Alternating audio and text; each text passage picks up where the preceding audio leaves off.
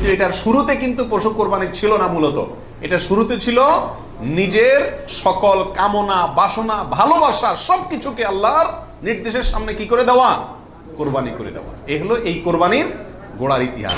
এখন কোরবানির খোলসটা আছে, ভেতরেরটা আর নাই। এখন শুধু পশুই কোরবানি করি আমরা, নিজের ভেতরকার পশুত্ব, আমিত্ব, মনের খাহেশ, প্রবৃত্তি, এটাকে আর কি করি না, জবাই করি না। আল্লাহ তাআলা আমাদের সবাইকে কোরবানির আসল যে ইতিহাস সেটা থেকে শিক্ষা গ্রহণ করে এমনভাবে কোরবানি করার তৌফিক দান করুন যেই কোরবানি প্রকৃত অর্থেই কোরবানি হয়। প্রশ্ন হলো, দাঁত দেখে বয়স নির্ধারণ করে আমাদের দেশে, এটা কি ঠিক নাকি বেঠিক? কি বলেন আপনারা? এটা ঠিক। কারণ হলো, পশু বিশেষজ্ঞ যারা আছেন, পশু সম্পর্কে যারা ভালো বুঝেন, পশু লালন পালনে যারা দক্ষ, অভিজ্ঞ, তারা পশুর গালের ভেতরকার বিশেষ ধরনের দাঁত যখন একটা বের হয় তখন বুঝেন এটা 1 বছর হয়েছে, 2টা বের হলে বুঝেন 2 বছর হয়েছে, এবং এটা অভিজ্ঞতা দ্বারা মোটামুটি প্রমাণিত, প্রতিষ্ঠিত। যার কারণে ওইটার উপরে নির্ভর করে বছর নির্ধারণ করা, নির্ণয় করা কি আছে, সঠিক। তবে কোনো পশু যদি নিশ্চিতভাবে জানা যায় তার বয়স 1 বছর, 2 বছর, বা যেই পরিমাণ বয়স হওয়া দরকার সেই পরিমাণ বয়স হয়েছে কিন্তু দাঁত উঠে নাই, তবুও সেটা দিয়ে কি দেওয়া যাবে, কোরবানি দেওয়া যাবে। দাঁতটা মেইন না, মেইন হলো বয়সটা ওই পরিমাণ হয়েছে কি না। ওই বয়সে হওয়ার পরও কি থাকতে পারে, দাঁত নাও থাকতে পারে। এরপরে আসি 12 নম্বর প্রশ্ন, ত্রুটিযুক্ত পশু দিয়া কোরবানি দিলে কি কোরবানি হবে? ত্রুটিযুক্ত পশু, একটা পশুর ভিতরে কোনো দোষ আছে, ত্রুটি আছে, সমস্যা আছে, রোগবালাই আছে, ওইটা এমনি জবাই করে খাইতে পারবেন, কিন্তু কোরবানি দিলে কোরবানি হবে কি না?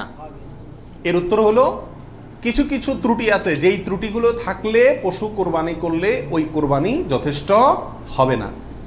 আর কিছু কিছু ত্রুটি আছে যেগুলো থাকলেও কি দেওয়া যাবে, ওই ত্রুটি সহকারে কোরবানি দিলে কোরবানি হয়ে যাবে। কোন ত্রুটিতে আপনার কোরবানি দিলে কোরবানি হবে না?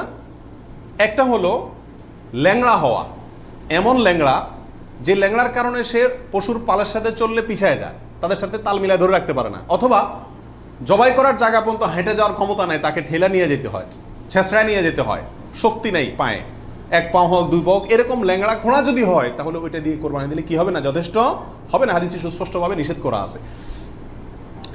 আরেকটা হলো যে এই পরিমাণ রুগ্ন, অসুস্থ, রোগা, যে রোগার কারণে সে চলাফেরা করতে পারে না, বা ওই যে হাঁটার শক্তি নেই, প্রচন্ড রোগা, দুর্বল, সেটা দিয়ে কোরবানি দিলেও কি হবে না, কোরবানি হবে না।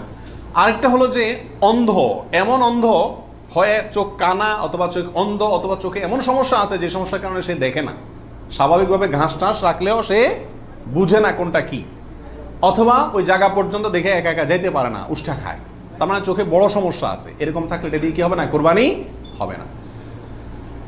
একটা শিং অথবা 2টা শিং গোড়া থেকে উঠে গেছে, একেবারে গোড়া সহ উঠে গেছে, এরকম যদি হয় ওইটা দিয়ে কোরবানি দিলেও কোরবানি হবে না। তবে যদি সামান্য হয়, সামান্য কান কাটা, সামান্য শিং ভাঙা, সামান্য একটু পায়ে সমস্যা, সামান্য একটু অসুখ বিসুখ আছে, এরকম যদি হয় সেগুলো দিয়ে কোরবানি দিলে কি হবে, কোরবানি হয়ে যাবে। অর্থাৎ ত্রুটি যদি ছোট হয় সমস্যা নাই, বড় ত্রুটি যদি হয় তার কারণে কি হবে না, ওই পশু দিয়ে কোরবানি দিলে কোরবানি যথেষ্ট হবে না।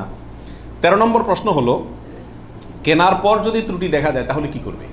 আপনি ভালো পশু কিনে নিয়ে আসলেন, কোরবানি করবেন, রেখে দিচ্ছেন, খাওয়াচ্ছেন, হঠাৎ করে দেখা গেল চোখের সমস্যা, যে কোনো কারণে পা ভেঙে গেছে, বড় ধরনের সমস্যা হয়েছে, তখন কি করবেন? উত্তর হলো, যদি আপনি গরিব মানুষ হন তাহলে সেক্ষেত্রে যেটা আছে ওইটাই জবাই করবেন। আর যদি আপনার সামর্থ্য থাকে তাহলে সেক্ষেত্রে আপনার ওইটার বদলে আরেকটা পশু কিনে সেটাকে কি করবেন, কোরবানি করবেন।